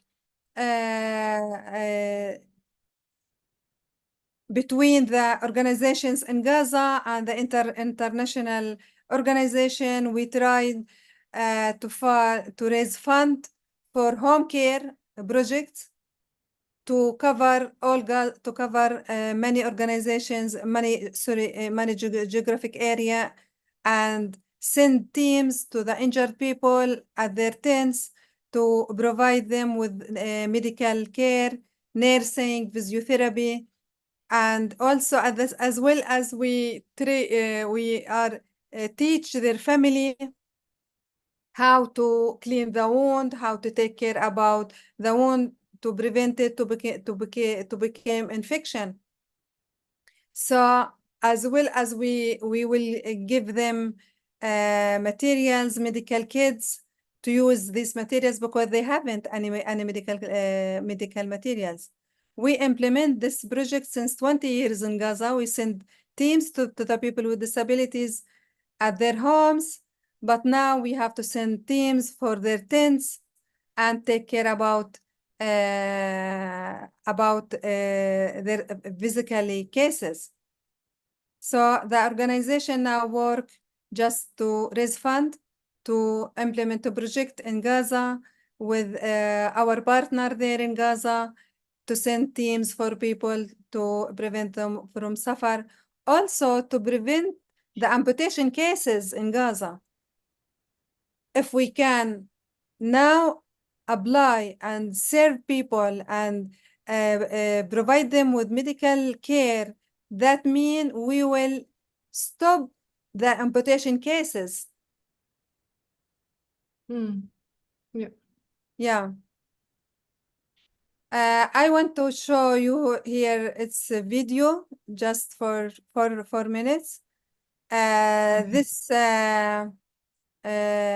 woman, she's have been in Gaza under the genocide, and she want to share her experience with you. It's just for 4 minutes.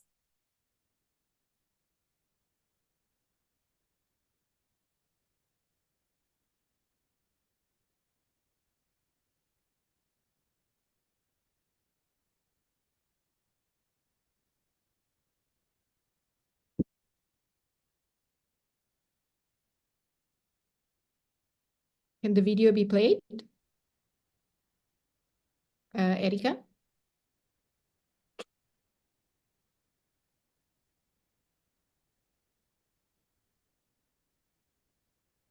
I'm sorry, it can be played, Ms. Fatma and Farah.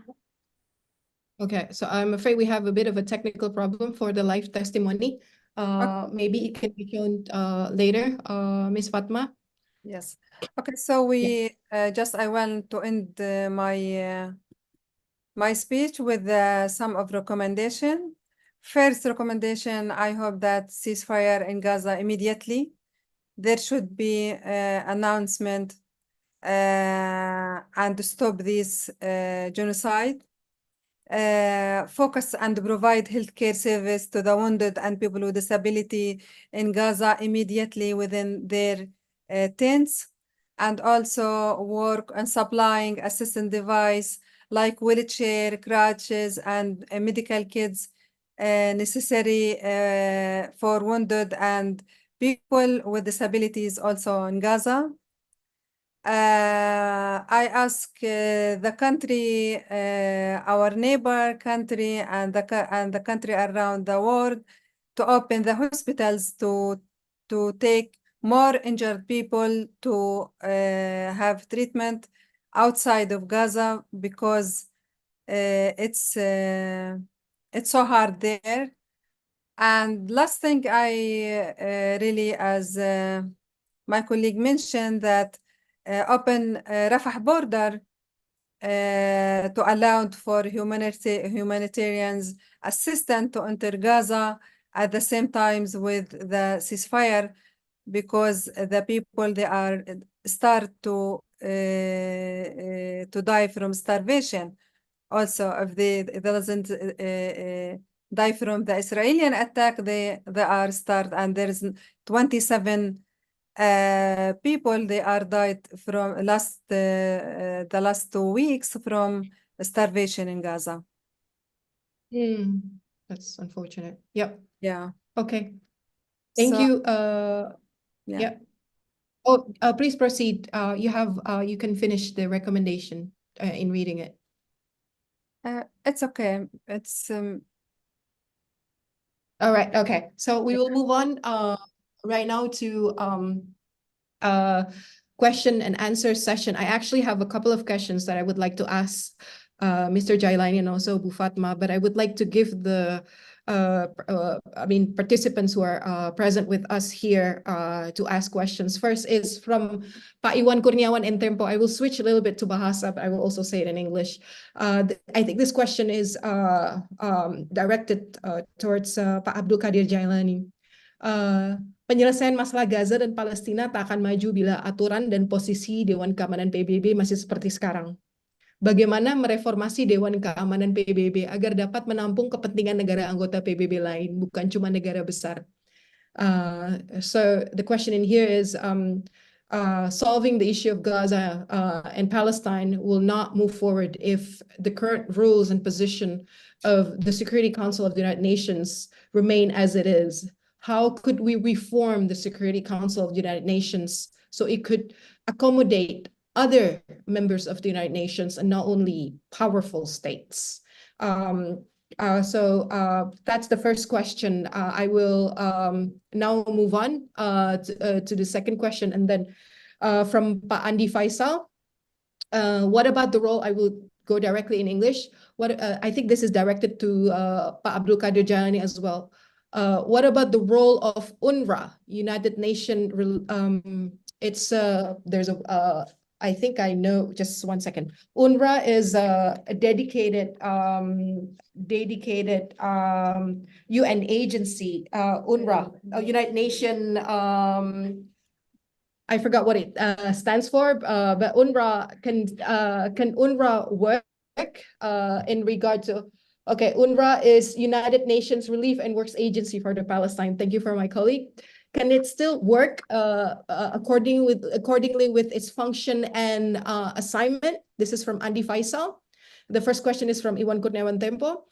Is it possible to eliminate, this is interesting, from international law perspective, to eliminate veto rights that Security Council has in the United Nations? Kindly explain with regard to this question. So I have a question to Bu Fatma. Bu Fatma, does WHO, World Health Organization, or other international organization like International Médecins Sans Frontières, can they enter at the moment the Gaza Strip to provide medical equipments? Because you mentioned that international organizations stop supporting assisted devices and medical devices. Can they enter the Gaza Strip at the moment? And has Amna Care Fund reached out to government of Indonesia and other organizations or government agencies in Southeast Asia at the moment? So those are some questions for the first round. Perhaps Pak Abdul Qadir Jailani, you could answer the questions in the first round.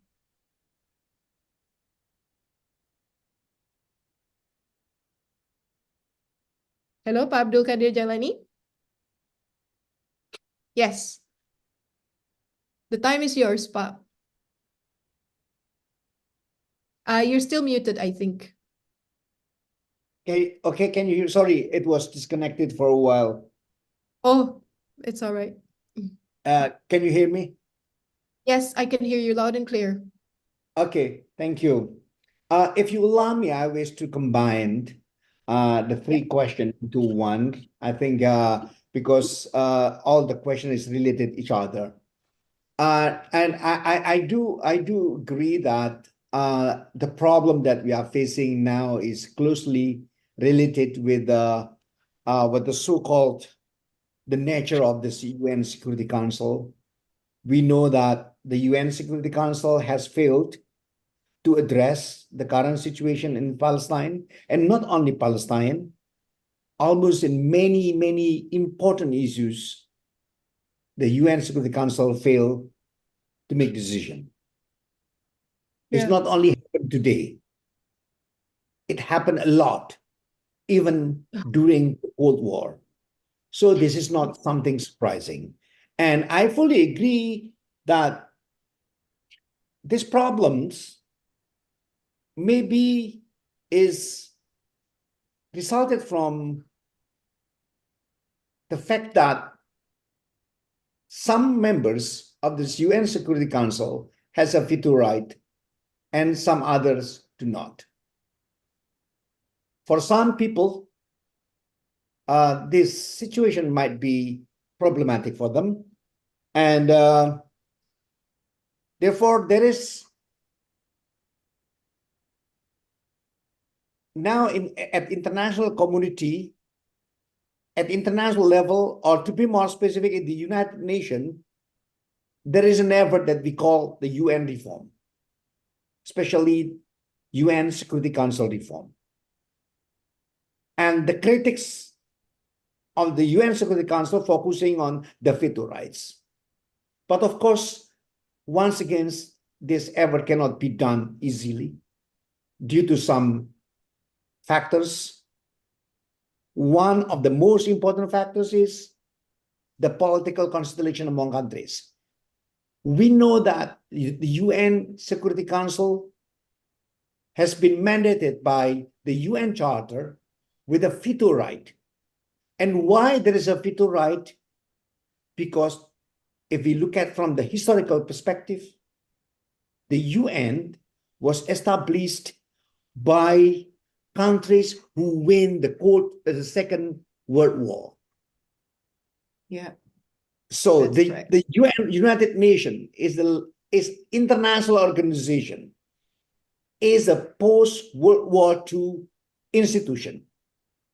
So it is not surprising for us, at least, that it reflects the political and the power distribution among states after the Cold War II, the Second World War. And having said that, Indonesia now is also working. We are very active at the United Nations to reform the UN Security Council. Eliminating veto rights, it is not necessarily a good idea. I'm not against that. I'm not against that. But we must be aware the adverse consequences if we eliminate that. Yeah. If there are only 15 countries member of the UN Security Council, and the 15 countries have very powerful competence to do anything to bear the responsibility as we know that the UN Security Council has today. Without veto, it will be more dangerous. It will be the same problems. That's why now many people think that let's focus on the UN General Assembly, which is more democratic.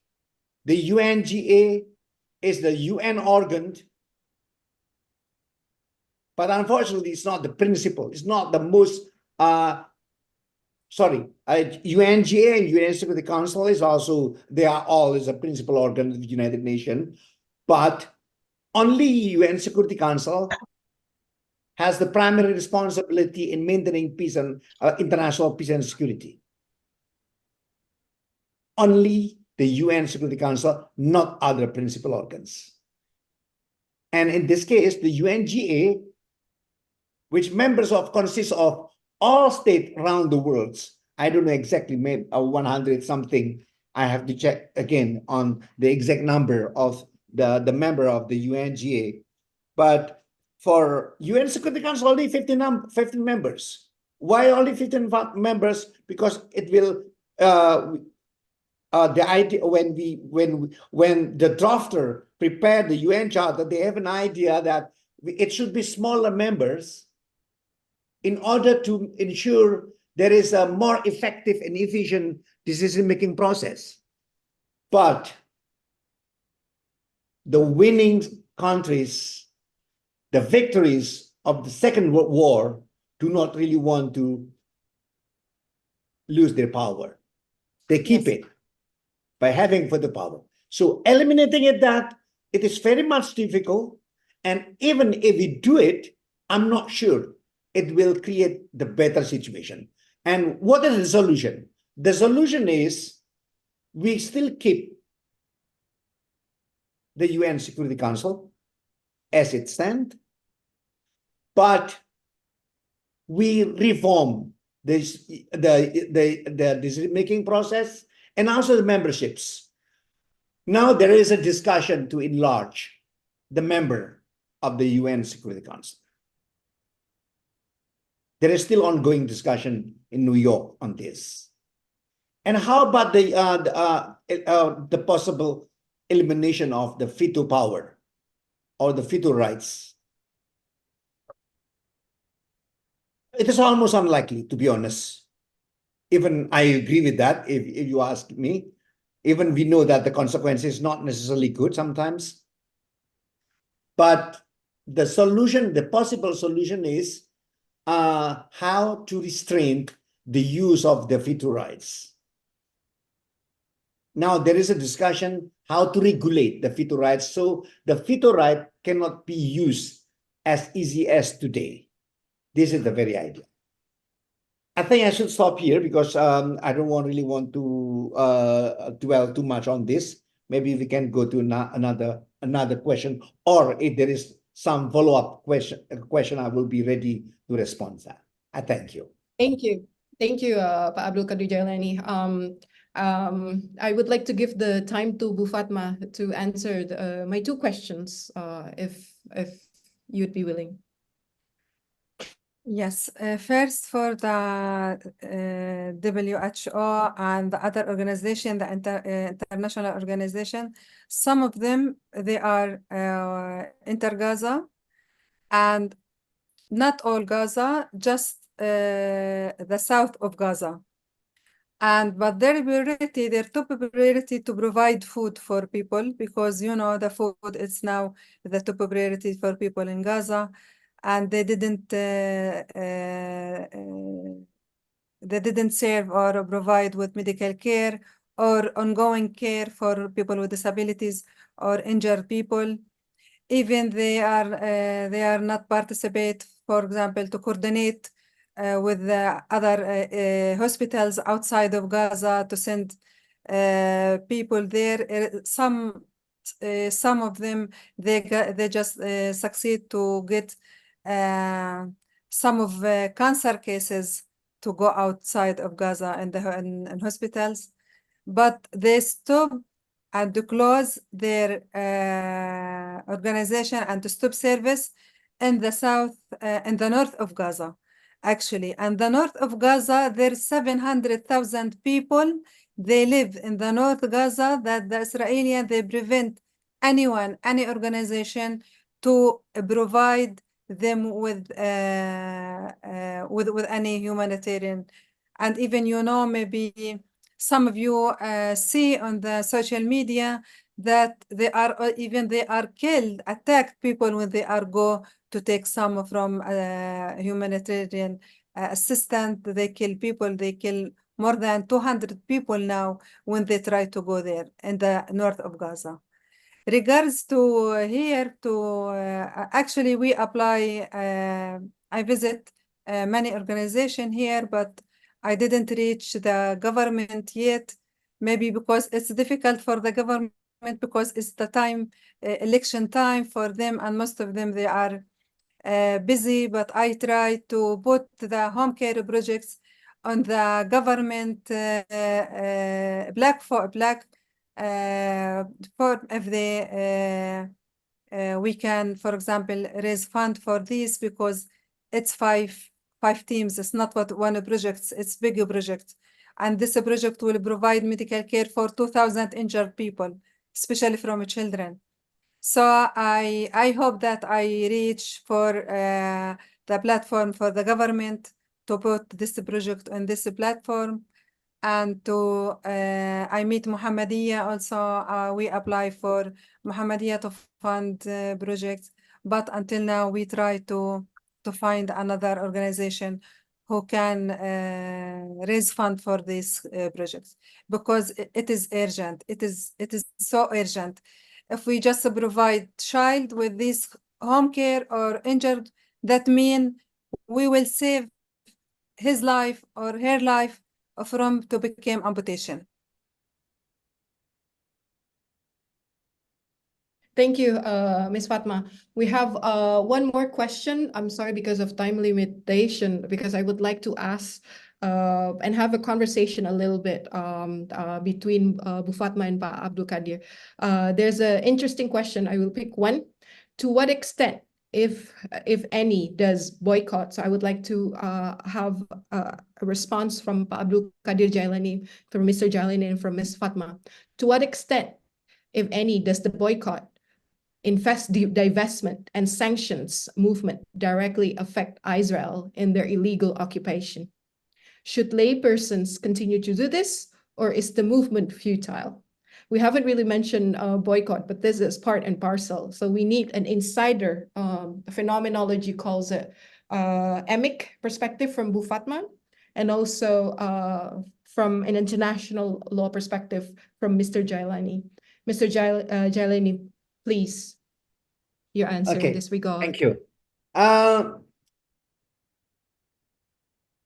It's very often we hear the idea to impose boycott, and actually now there is international movement on a boycott against Israel, and I also heard that there is a proposal or an idea to impose sanctions against Israel.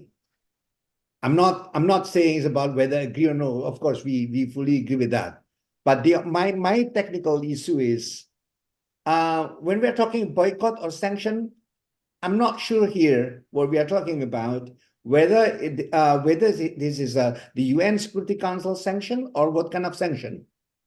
It's movement, boycott by Okay, like what so we are not talking about sanction. We are talking about movement. Okay, movement. Okay, let's look at one movement. So we know now there is a global call actually global call for boycotts against Israeli, and not only in Indonesia, it's all around the world. I know that, and how it will be done. First of all, it can be done voluntarily by people, by civil movement. It is not necessarily by the measures taken by states, because if a state is taking certain measures, we must be extra cautious for its possible legal ramification. Let's say I give you an example on Israeli product. Let's boycott not to buy any Israeli products. So civil movement can, in Indonesia and wherever you want, we can do it. As long as the people on the street do not buy that products. It does not involve any legal measures. That's fine. The most important thing is there is a public awareness and a collective awareness not to buy that products. But when the government should have a formal and official measures against certain products, we must be very sure. When we talk about Israeli product, what do you mean by Israeli product? I'm talking about Indonesia. In Indonesia, is there any really Israeli product in the market now? If we have it, are you sure this is Israeli product? From strictly from international trade law perspective, it is not easy to establish. So my point is, as a civil movement, it is all right. We can do it. So it can be done through a civil society, so everybody can do it. But for specific measures taken by government, by state, we can do it, but we must be aware of the possible legal ramification. And last but not least, I just want to mention briefly about the sanction, because it was also mentioned about it. Sanction is different from boycott. Sanction can only be done by decision of the UN Security Councils. There is no sanction can be taken without authorization from the UN Security Council. When it comes back to UN Security Council, so we are still faced with the problem that we have discussed since the beginning of the discussion. The veto rights. We have this problem. We have a problem with the UN Security Council. Making decision to provide humanitarian assistance cannot be done. And how do you expect to impose sanction against Israel? You know what I mean? So this is the challenge that we are facing. Thank you.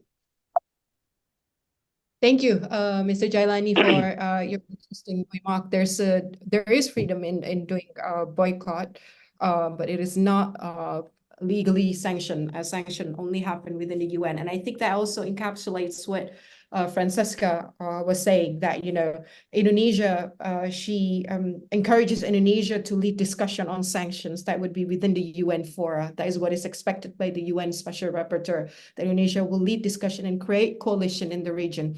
Bu Fatma, how effective is it that you see from the inside within Palestine with regard to boycott, divestment, and should we continue to do this? How is this affecting access in terms of healthcare services in Palestine? Actually, yes, in my opinion, boycott must continue, because it's not in Indonesia. As a Palestinian, I am visit Indonesia. I don't see in the market a lot of. I didn't see product for Israelis here in the market, even for many international also product here in Indonesia, and this is so good from the government to and this also it's raise awareness about this boycott, raise awareness about what happening in Gaza and what happening in Palestine, also for the people. And as you know, it's not regards the Israeli product or settlement product.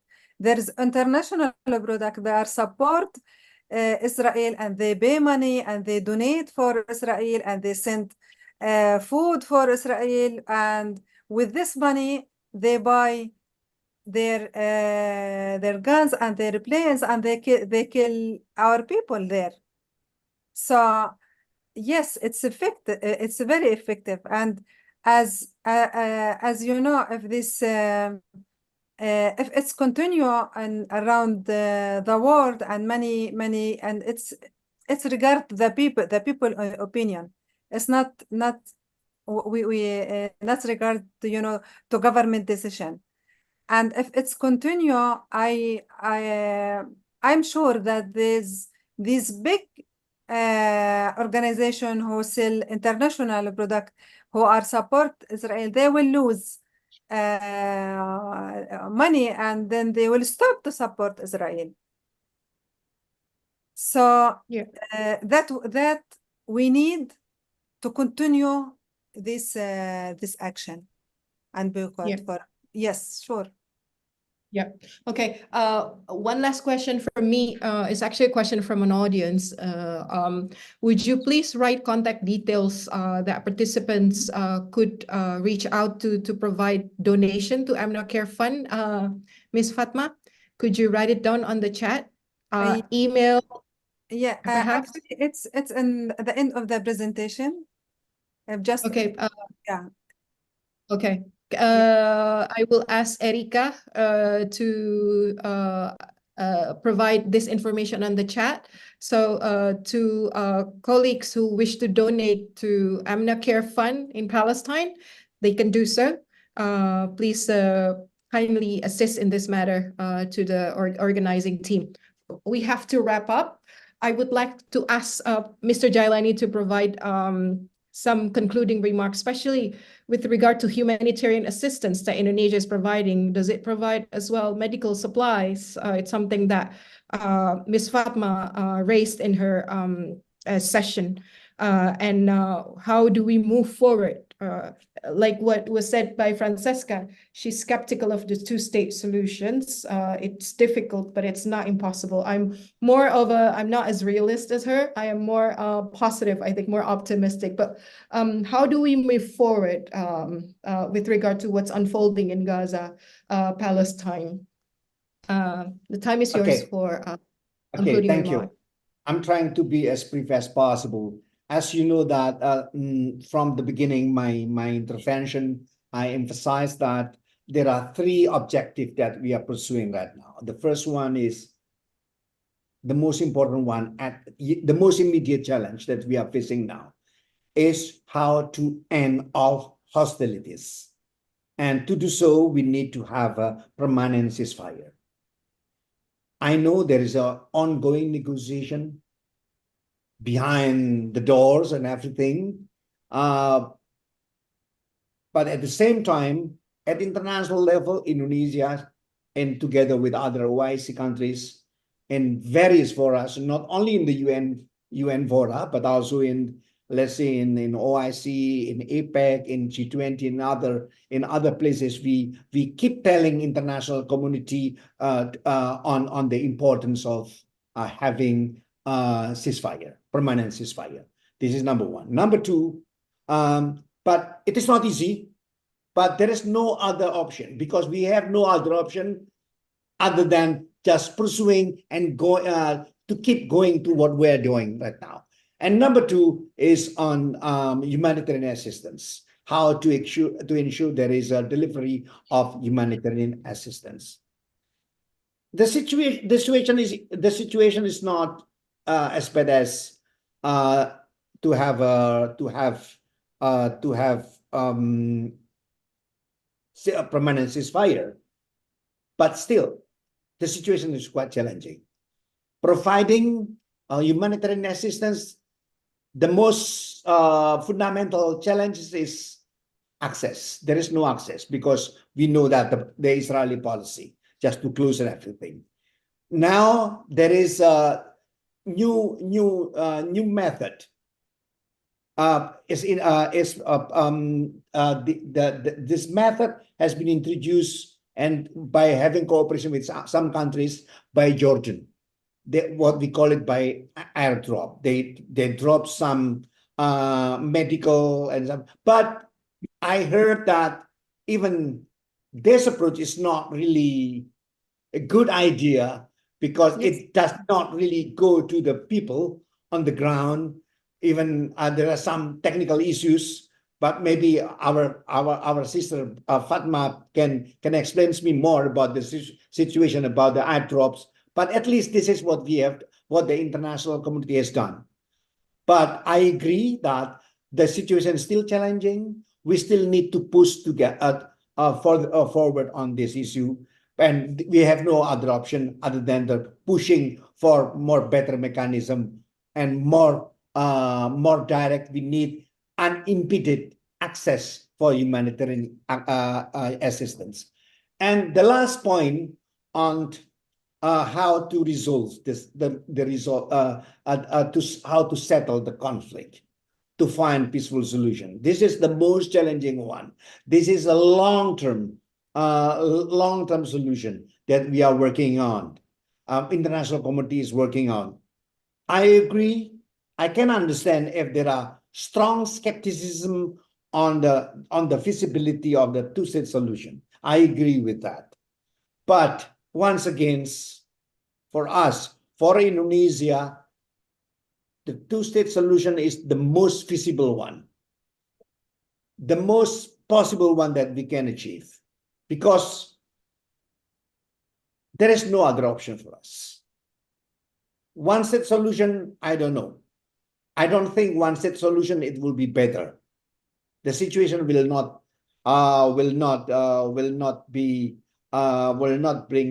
bring a better situation for the Palestinian. Therefore, a two-state solution for us even still the future is very bleak, but we should continue with that. And how possible? I agree with you from the realistic perspective. It is not easy to achieve that, but there is one fact that I really want to emphasize. We know that Israel has won all the battles